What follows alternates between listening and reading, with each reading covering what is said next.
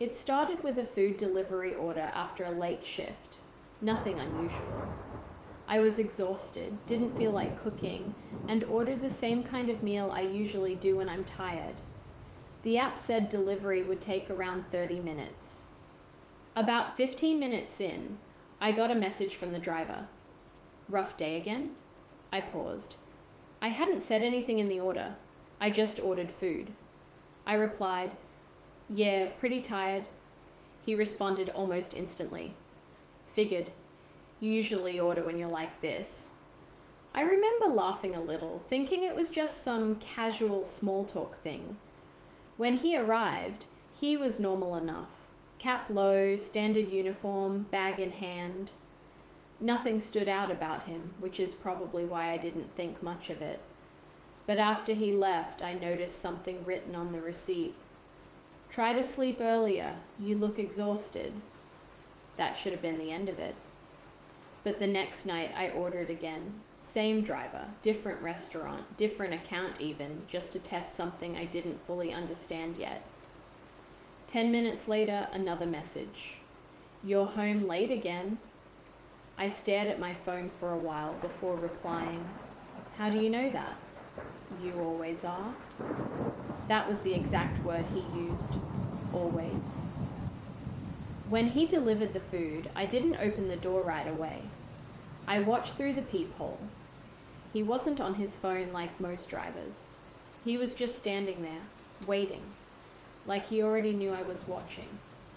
When I finally opened the door, he smiled slightly. "You'll sleep better soon," he said. That night, I checked my delivery history. Every single order showed the same driver, even ones I was sure had different people. I called customer support. They said everything looked normal except one thing. That driver account had no active status. When I asked what that meant, there was a long pause. Then she said, "It looks like the account belongs to someone who's deceased." I thought it was a mistake, until I searched a name, road accident, 3 years ago, delivery driver killed on shift, same face, or at least close enough that it made my stomach drop. I stopped ordering after that, for almost a week. But then, one night, I came home late again and gave in. I didn't even think about it. Same app, same habit. When I opened the door after the delivery notification, there was no one there, just the food sitting on the floor, and a photo attached in the app. It was my front door, taken from inside the hallway. I hadn't seen anyone on the cameras. I called the police. They checked everything. No sign of entry, no one on footage. But the metadata showed something strange. The image was taken from my floor, from directly outside my apartment.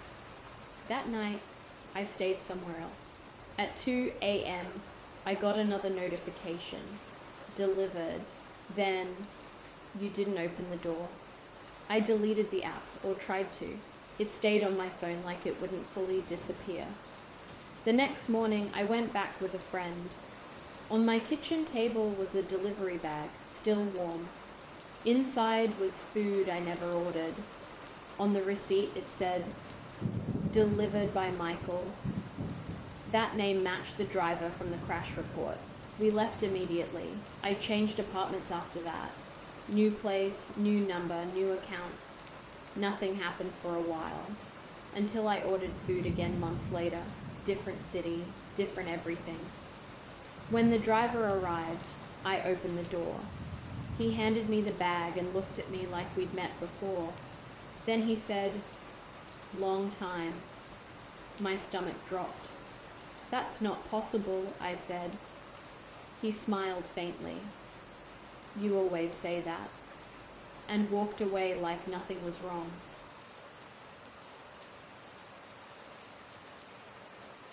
It started as a normal dating app match. She was funny, easy to talk to, not overly intense like a lot of people on those apps. We just clicked. Within a week, we were messaging constantly, and by the second week, we were meeting up in person. First date was simple. Coffee in the city. She showed up exactly like her photos. No weird surprises, no awkward energy. Honestly, it felt normal in a way that made me relax more than I expected. After that, we started seeing each other regularly. Movies, food, just walking around at night. It felt like one of those situations where things just naturally fall into place. But the first small odd thing happened maybe 2 weeks in. We were at a cafe sitting across from each other when the waiter came over and placed a coffee down. He looked at me and said, "Just the one?" I laughed and said, "No, two." He looked confused for a second, then nodded and walked away. I thought maybe he just didn't see her properly. She didn't react to it at all. Later, I brought it up and she just shrugged. "People are weird," she said. But then it kept happening. Friends would cancel last minute when she was supposed to come. One of my mates actually said, "Come by yourself if you want," even though I told him she'd be there. When I showed up, no one acknowledged her at all. It got to the point where I started questioning things, but every time I was with her, she felt completely real. We'd sit together, talk for hours, take photos. At least, I thought we did. One night I was scrolling back through my camera roll. Every photo I had with her looked slightly off. Not fake, just wrong. In some, there was a faint blur where she was sitting. In others, she was there, but slightly out of focus, while everything else was sharp. Then I noticed something worse. In one group photo from a night out, she wasn't visible at all. I was standing there smiling next to nothing. That's when I started panicking a bit. I checked messages, all still there. Her replies were normal. Daily conversations, plans for the weekend. So I decided to test something. I asked her to send me a selfie right then. She replied, "Why?" I said, "Just do it." A minute passed. Then she sent one. It looked normal at first, but when I zoomed in, the background didn't match anything I recognized. It looked like an empty room, no furniture, no details. I asked her where she was. She said, "At home." I asked her to video call me. She replied, "You know I don't like those." That's when I stopped sleeping properly. The next day, I decided to check something stupid, her social media. There was nothing. No Instagram, no Facebook, no digital footprint at all. So I went back through old messages and tried to find anything about where she worked, where she lived, anything concrete. There was nothing specific, just vague answers. Then one night I got a notification from my phone's photo storage. Memory created. It was a video, me sitting in a cafe, alone, talking to myself, laughing, no one across from me. I dropped my phone. That same night I went back to the cafe, showed them a picture of her. The barista looked at it for a long time, then said, "I think you came in alone that day." I told him that wasn't possible. He just shrugged. "You were alone at that table." That's when it hit me that something was seriously wrong. I went home and checked every message again. Everything's still there. But now I noticed something I hadn't before. All her messages were time-stamped within seconds of each other, like they weren't real conversations, like they were responses already waiting. The final message she ever sent me was sitting at the bottom of the chat. "You'll remember eventually." And when I clicked on her profile again, it said, "User not found."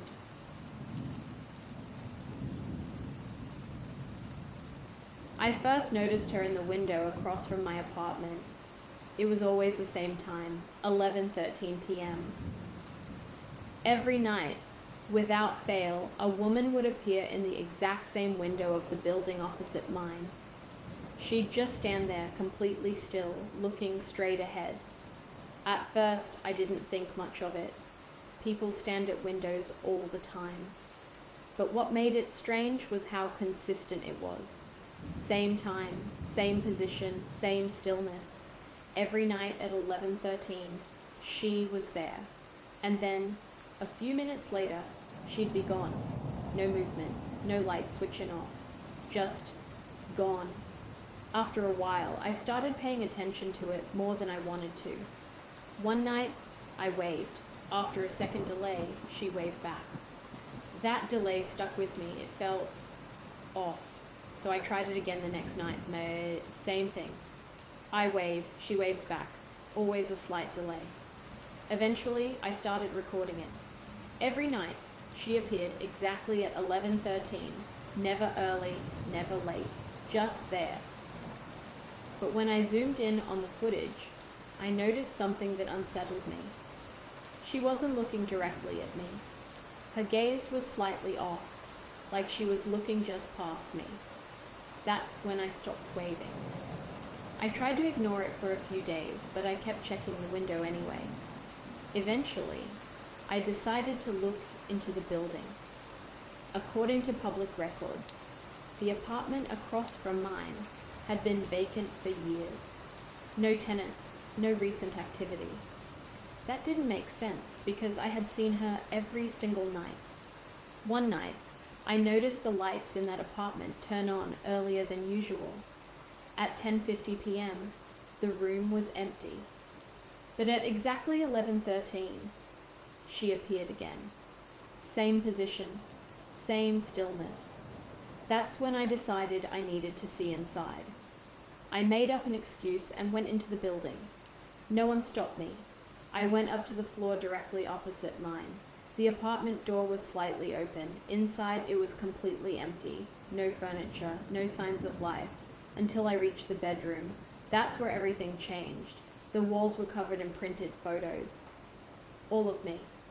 Sleeping, sitting, walking. At different times, different days. Some were taken from angles I recognized. Others were impossible. Angles from inside my apartment. That's when I noticed something behind me. A faint sound. Like movement. I turned, but nothing was there. I didn't stay long after that. I went straight home. Everything seemed normal at first. Too normal. Until I checked my bedroom. The bed had been moved slightly away from the wall. I pulled it further. Behind it was a narrow cutout in the wall. A hidden space. Inside were food wrappers, a blanket, and a flashlight. Someone had been living between the walls of the two apartments, watching me. I left that night and never went back. Moved out completely within days. For a while, nothing happened. I almost convinced myself I imagined it. Until I went back months later to pick up old mail.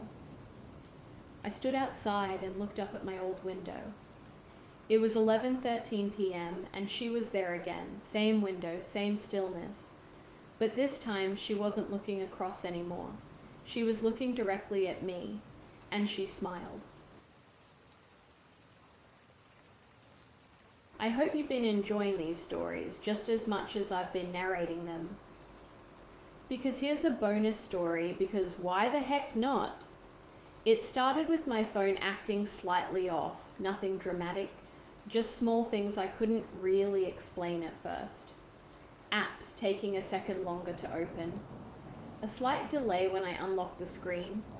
Sometimes the keyboard would lag for a split second even though the phone was new. I told myself it was normal. Phones slow down. That's just how it goes, but then I started noticing something else. Sometimes when I unlocked my phone, the lock screen wouldn't immediately transition. It would freeze for maybe half a second longer than usual. And in that half second, I started seeing something in my reflection on the screen. A face, not mine. At first, I thought it was just glare or my imagination. You know how your brain tries to make sense of random reflections? But it kept happening. Same position, same timing. Only visible right before the phone fully unlocked. A faint face behind my reflection, like someone standing directly behind me. I started checking immediately after unlocking, turning around fast. Nothing was ever there. so I stopped thinking about it, or tried to. A few days later, I was scrolling through social media when my phone glitched for a second and jumped back to the home screen on its own. That's when I noticed something in the wallpaper. I didn't set it. It was just different. It still looked like my usual wallpaper, but slightly blurred in certain areas, like it had been edited while I wasn't looking. I went into settings to change it back, but my gallery felt wrong. Some photos I definitely remembered taking were missing. Others had subtle changes I couldn't explain. In one picture of my living room, a shadow in the corner looked longer than I remembered. I zoomed in. It looked almost like a person standing just out of frame. That night, I started getting notifications from apps I hadn't opened in years. Old messaging apps, random utilities, even a deleted notes app, all of them empty, except one note. It just said, "I can see when you're looking." I deleted it immediately, but it came back. Same text, same note, reappeared minutes later. That's when I started feeling genuinely uncomfortable with my phone. So I did what anyone would do. I reset it, full factory reset. It took a while, but when it was done, everything looked normal again. Fresh start, no weird apps, no strange files. I actually felt relieved for the first time in days until I turned the phone on. The lock screen came up, and for a fraction of a second before it fully loaded, I saw the face again, but this time clearer, right behind me, close enough that it looked like it was looking over my shoulder. I spun around immediately. Nothing. Of course. I tried to laugh it off, told myself it was just residual image burn or something stupid like that. But then my phone vibrated. A notification. From a system app I didn't recognize. It said, "Stop turning around." I froze. I didn't touch the phone for a few seconds. Then another notification came through. "You only see me when you're not looking directly."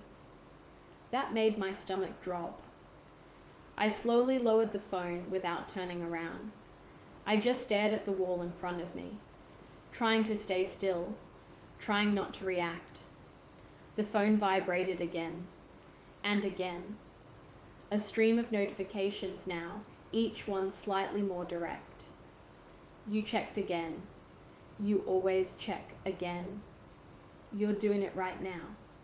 That last one made my skin crawl, because I hadn't moved, I hadn't done anything, but my phone somehow knew. I finally placed it face down on the table. Silence. For a few seconds, nothing happened. Then the table vibrated slightly. The phone screen lit up face down. I didn't want to look, but I did anyway. I turned it over slowly. The screen was on. Front camera open. And in the camera feed, I could see myself sitting there, but behind me, standing perfectly still, was someone I had never seen before. Not reflected, not distorted, just there, watching. And the camera zoomed in by itself.